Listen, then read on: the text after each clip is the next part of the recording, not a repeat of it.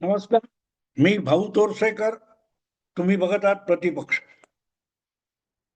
मित्रांनो, सध्या देशाच्या राजकारणामध्ये जी चर्चा चालू आहे त्यामध्ये भाजपला कोणीतरी आव्हान देणारा पक्ष उभा राहील का याची एक अधूनमधून चर्चा होत असते. कारण ज्या पद्धतीने आपल्या खंडप्राय देशामध्ये भाजप सगळ्यात मोठा पक्ष झालेला आहे आणि त्याला राष्ट्रीय पातळीवर किंवा राष्ट्रीय राजकारणात आव्हान देऊ शकेल असा दुसरा कुठलाही राष्ट्रीय पक्ष उरलेला नाही. म्हणजे ज्यांना राष्ट्रीय पक्ष म्हणून मान्यता असेल, म्हणजे उदाहरणार्थ महाराष्ट्रामध्ये शिंदे यांची शिवसेना असेल, अजितदादांचा राष्ट्रवादी असेल, किंवा इतर राज्यामध्ये प्रादेशिक पक्ष म्हणून जसा समाजवादी पक्ष, बहुजन समाज पक्ष यांना एक मान्यता असते की त्या राज्यापुरती मान्यता असते, ते प्रादेशिक पक्ष असतात. आणि ज्यांना राष्ट्रीय पक्ष म्हणून मान्यता असते की 4-5 राज्यामध्ये ज्यांच्याकडे एक ठराविक टक्के मतं मिळवण्याची क्षमता आहे, ते व्याख्यानुसार राष्ट्रीय पक्ष होतात. उदाहरणार्थ मला वाटतं बहुजन समाज पक्षाला राष्ट्रीय पक्ष म्हणून मान्यता आहे, मार्क्सवादी कम्युनिस्ट पक्षाला राष्ट्रीय पक्ष म्हणून मान्यता आहे. पण म्हणून मार्क्सवादी कम्युनिस्ट पक्ष हा खरोखरच राष्ट्रीय पक्ष आहे का? एक तमिळनाडूमध्ये आघाडीचं राजकारणात मार्क्सवादी मुख्यमंत्री आहे. 10 राज्यामध्ये, 5 राज्यामध्ये, 3 राज्यामध्ये मार्क्सवादी कम्युनिस्ट पक्ष हा दखल घेण्या इतका तरी मोठा पक्ष आहे का? 34 वर्षाच्या बंगालमध्ये मार्क्सवादी कम्युनिस्ट पक्षाचा मुख्यमंत्री होता. आज त्या बंगालमध्ये मार्क्सवादी कम्युनिस्ट पक्षाकडे विधानसभेत हाताच्या बोटावर मोजता येतील इतके आमदार नाहीत की लोकसभेत एकही खासदार नाहीये. देशाच्या इतर अनेक राज्यामध्ये मार्क्सवादी कम्युनिस्ट पक्ष नाव निशाण उरलेलं नाही. पण जी काय 27-28 राज्य आहेत त्यापैकी 5-6 राज्यामध्ये काय 3-4% मतं मिळवणारा पक्ष ह्या व्याख्येनुसार मार्क्सवादी कम्युनिस्ट पक्ष राष्ट्रीय पक्ष आहे. तीच गोष्ट मायावतींच्या बहुजन समाज पक्षाची म्हणता येईल. त्यामुळे 38%, 37% मतं मिळवणारा भारतीय जनता पक्ष आणि राष्ट्रीय पातळीवर 2% मतं सुद्धा न मिळवणारा मार्क्सवादी कम्युनिस्ट पक्ष किंवा बहुजन समाज पक्ष हे पण राष्ट्रीय पक्ष असतात. किंवा 16-17% मिळवणारा काँग्रेस हा राष्ट्रीय पक्ष असतो. पण काँग्रेसला निदान 17-18-19% मतं राष्ट्रीय पातळीवर मिळतात. 10-12 राज्यामध्ये काँग्रेस हा तिथला एक प्रमुख पक्ष म्हणून तरी आहे. पण बाकीच्या पक्षांची अवस्था काय? आणि म्हणून ही चर्चा होते की आता जो भारतीय जनता पक्ष आहे, मध्यंतरी प्रशांत किशोर या राजकीय रणनीतिकाराने फार छान वक्तव्य केलेलं होतं की पुढची कमीत कमी 25-30 वर्ष भारतीय जनता पक्षाच्या भोवती देशाचं सगळं राजकारण फिरत राहणार आहे.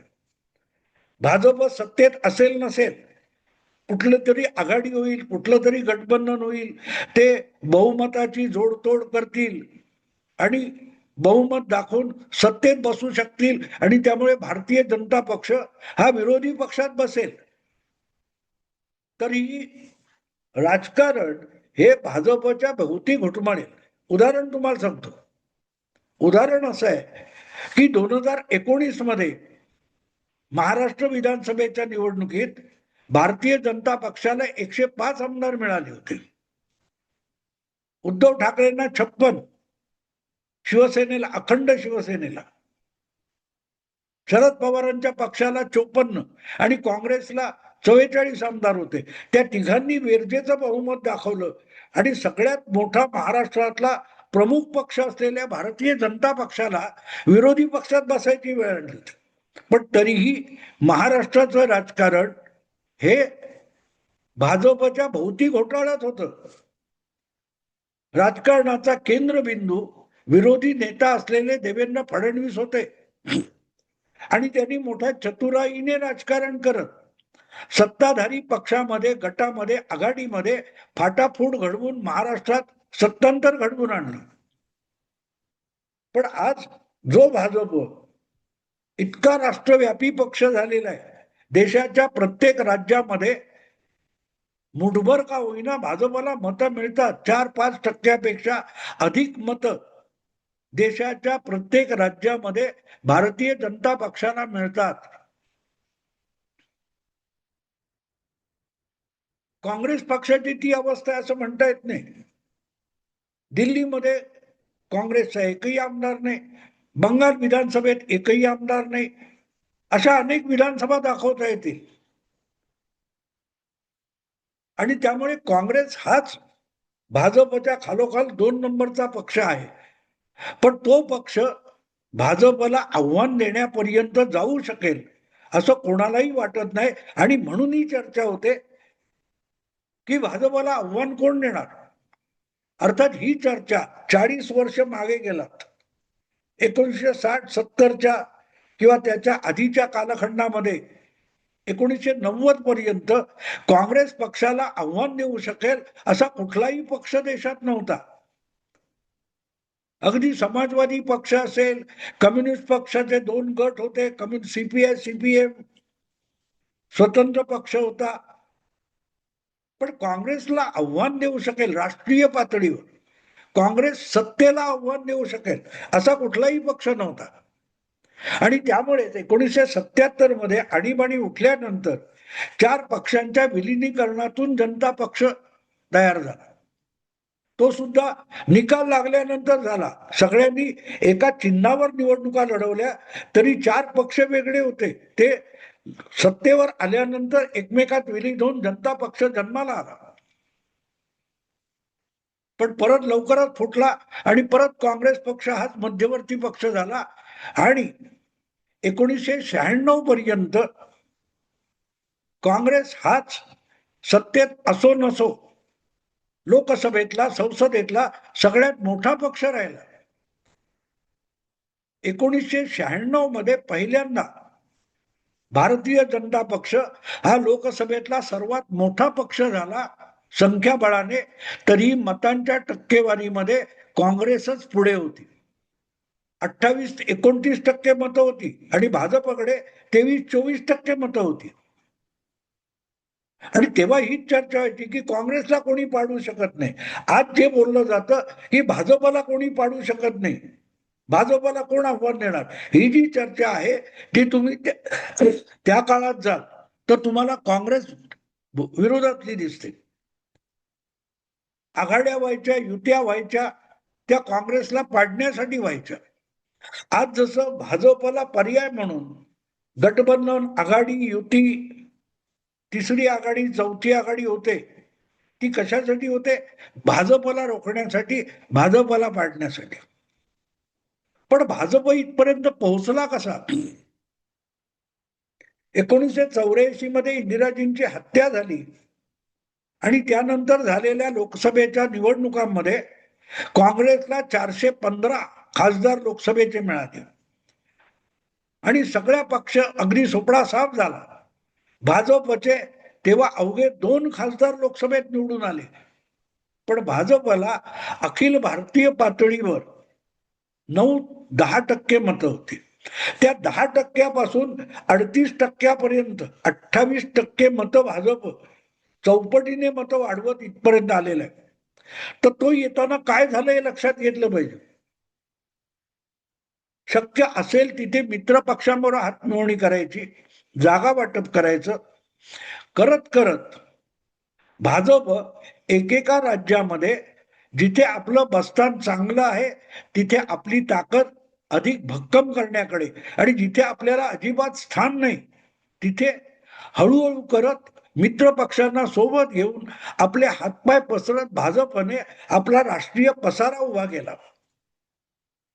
मी तुम्हाला एवढ्यासाठी सांगतोय की गुजरात सारखं राज्य घ्या. आज भाजपचा गुजरात हा बालेकिल्ला मानला जातो. पण 1977 मध्ये ज्या वेळेला जनता पार्टी झाली होती, त्यावेळेचा जनसंघ किंवा नंतरचा भाजप हा गुजरातमध्ये मजबूत नव्हता, कुठल्याही राज्यात मजबूत नव्हता. नाव घ्यायला जनता पार्टी झाली तेव्हा जनसंघ किंवा भाजप या विचारसरणीचे 3 मुख्यमंत्री होते. हिमाचल प्रदेशमध्ये शांताकुमार, मला वाटते मध्य प्रदेश म्हणजे कैलास जोशी, आणि राजस्थानमध्ये भैरवसिंग शेखावत. या 3 राज्यामध्ये भाजपची चांगली ताकद होती आणि तुलनेने उत्तर प्रदेशात थोडीफार ताकद होती. बाकी महाराष्ट्र, कर्नाटक, ओडिसा वगैरे, तुम्ही बिहार म्हणाल तर भाजपची फारशी ताकद नव्हती. पण 1977ला जनता पक्षाला जो लोकांचा पाठिंबा मिळाला तो टिकला नाही, जनता पार्टी टिकली नाही. पण जनता काँग्रेसला पर्याय शोधते हे मतदाराने दाखवून दिलं होतं आणि त्यापासून धडा घेत मूळचा जनसंघ आणि नंतरच्या काळात भारतीय जनता पक्ष झालेला जो होता, त्या विचारसरणीच्या लोकांनी, गटाने किंवा नेत्यांनी ठरवलं की आपण जनता पक्षाचा जो 1977चा वारसा आहे तो आपल्याकडे घ्यायचा आणि हळूहळू करत एक एक राज्यामध्ये हातपाय पसरत जायचे आणि काँग्रेस विरोधातली मतं आपल्याकडे गोळा करत जायची. ज्या ज्या मतदाराला काँग्रेस नको आहे त्या मतदाराला भाजपशी जोडून घ्यायचं. आज तो समाजवादी पक्षात असेल, आज तो कम्युनिस्ट पक्षात असेल, आज तो शिवसेनेकडे असेल, कोणाकडेही असेल, पण जो मूलतः अँटी काँग्रेस मतदार आहे त्याला हळूहळू करत आपल्याकडे गोळा करत जायचं हे धोरण ठरवून भाजप हातपाय पसरत गेला. आणि त्यामुळे 3-4 राज्यामध्ये एक प्रादेशिक पक्ष असल्यासारखा जो भारतीय जनता पक्ष होता किंवा पूर्वाश्रमीचा जनसंघ होता, त्यांनी राष्ट्रीय पातळीवर काँग्रेसला पर्याय व्हायचं ठरवलं. आणि म्हणून जे म्हटलं जातं की अरे 84 साली तर भाजपकडे फक्त 2 खासदार होते, तिथून ते 300-200 पर्यंत पोहोचले. पण 2 वरून 180 पर्यंत भाजप, 160 पर्यंत भाजप 1996 मध्ये पोहोचला. तोपर्यंत भाजपने संघटनात्मक पातळीवर विविध राज्यामध्ये आपले हातपाय कसे पसरले बघावं लागतं, अभ्यास करावा लागतो. लॉटरी लागली नाही भाजपला. भाजपने प्रयत्न करून कार्यकर्त्यांनी लोकांमध्ये जाऊन संघटन उभारून जनतेच्या सेवेतून आपल्याकडे लोकमत वळवत वळवत इथपर्यंत मजल मारलेली आहे. थोडक्यात भारतीय जनता पक्षाने 1984 साली फक्त 2 खासदार आले तेव्हा एक गोष्ट ठरवली की आपल्याला काँग्रेसला पर्याय पक्ष म्हणून उभं राहायचं, आपल्याला या देशातला दुसरा काँग्रेस पक्ष व्हायचंय, आपल्याला देशातला दुसरा शक्तिशाली राष्ट्रीय पक्ष व्हायचंय. हे भारतीय जनता पक्षाच्या नेतृत्वाने आणि त्यांची मात्र संस्था RSSने 1984 नंतर ठरवलं. आणि 1985 पासून जे काम सुरू झालं त्यातून प्रमोद महाजन, गोपीनाथ मुंडे, राजनाथ सिंग, नरेंद्र मोदी, नितीन गडकरी हे जे नवनेतृत्व त्यावेळेचं युवा नेतृत्व होतं ते आज राष्ट्रीय ज्येष्ठ नेतृत्व झालेलं आहे. समजून घेण्यासारखी ही गोष्ट आहे की आघाड्या करायच्या, युत्या करायच्या, पण झटपट काय फायदा आहे त्याच्या मागे धावायचं नाही. त्यापेक्षा आपलं संघटनात्मक बळ प्रत्येक राज्यामध्ये वाढवत जायचं. जिथे आपलं बळ चांगलं आहे ते अधिक मजबूत करायचं, जिथे आपल्याला अजिबात स्थान नाही अशा ठिकाणी हळूहळू करत मित्र पक्षांच्या मदतीने थोडी थोडी करत ताकद वाढवत जायचं आणि हळूहळू करत राज्यव्यापी पक्ष व्हायचं हे ठरवून भारतीय जनता पक्ष करत गेला. आणि मग 3 राज्य, 7 राज्य, 8 राज्य, आज 14-16 राज्यामध्ये भाजपचा मुख्यमंत्री असेल तर त्यामागे गेल्या 40 वर्षाची तपस्या आहे. आज जेव्हा ही चर्चा चालते की भारतीय जनता पक्षाला कोणी हरवूच शकणार नाही का, भारतीय जनता पक्षाला राष्ट्रीय पातळीवर कोणी आव्हान देऊ शकणार नाही का? जरूर देऊ शकतो, का नाही देऊ शकणार? जर भाजप हा देशव्यापी काँग्रेस पक्षाला आव्हान देत उभा राहिला आणि काँग्रेसची जागा आज भाजपने बळकावलेली असेल, तर भाजपचे सुद्धा ही राष्ट्रव्यापी जागा जी आहे ही दुसरा कुठलाही पक्ष व्यापू शकतो, पण त्यासाठी कुठल्या तरी एका पक्षाला ठरवून भाजप व्हावं लागेल. आणि भाजप होणं म्हणजे काय? अपार कष्ट करत विविध राज्यामध्ये राष्ट्रीय भूमिका घेऊन एका राज्यापुरतं मर्यादित भूमिका न ठेवता राष्ट्रीय भूमिका म्हणून सगळ्या राज्यामध्ये आपली भूमिका, आपले विचार लोकांना आवडतील, स्वीकारले जातील अशा भूमिका घेऊन उभं राहावं लागेल.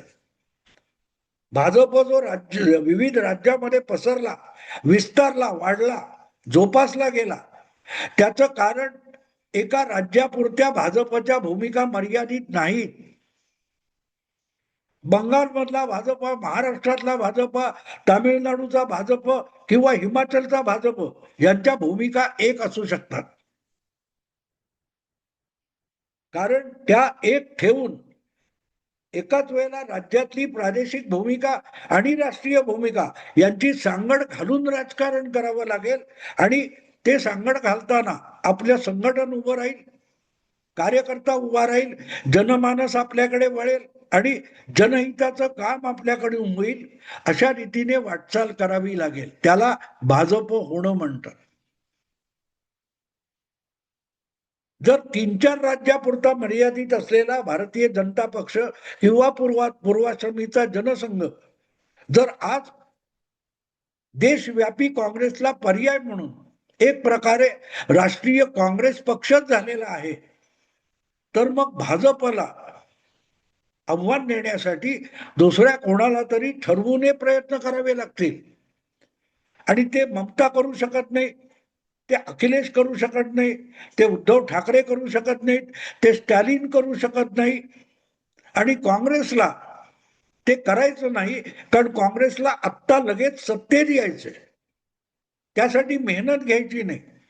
काँग्रेस हा ऑलरेडी राष्ट्रीय पक्ष आहे, पण आपल्या पक्षाने बाळसं धरावं अशी कुठलीही भूमिका घेऊन काम करणारं राष्ट्रीय नेतृत्व नाही. आणि जो टिकून राहिलेला काँग्रेस पक्ष दिसतो त्याचं एकमेव कारण 10-12 राज्यामध्ये आज सुद्धा काँग्रेसकडे समर्थ नेता आहे.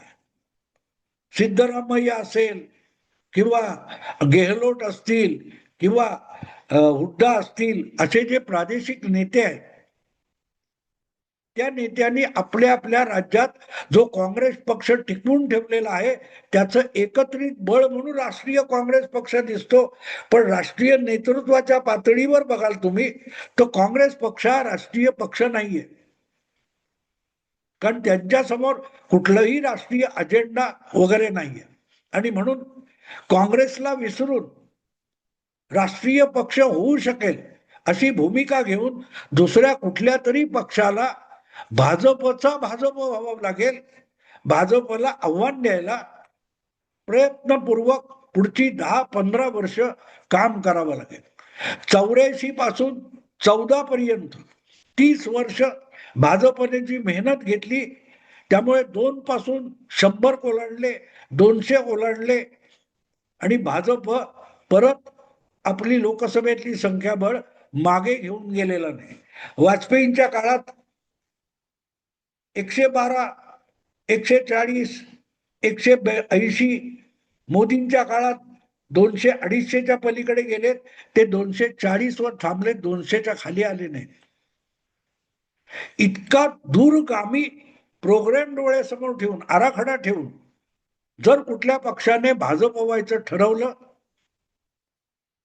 तर शक्य आहे. ती गोष्ट समाजवादी पक्ष, ज्याची राष्ट्रीय पातळीवर समान विचारधारा असू शकते, कम्युनिस्ट पक्ष, प्रादेशिक भूमिका असलेला पक्ष राष्ट्रीय होऊ शकत नाही. आणि म्हणून कोणाला तरी पक्षाला भाजप व्हावं लागेल, तरच राष्ट्रीय पातळीवर भाजपला आव्हान देता येईल. मित्रांनो, आत्ता थांबतो. आवडलं लाईक करा, शेअर करा आणि प्रतिपक्षाला सबस्क्राईब करा. नमस्कार.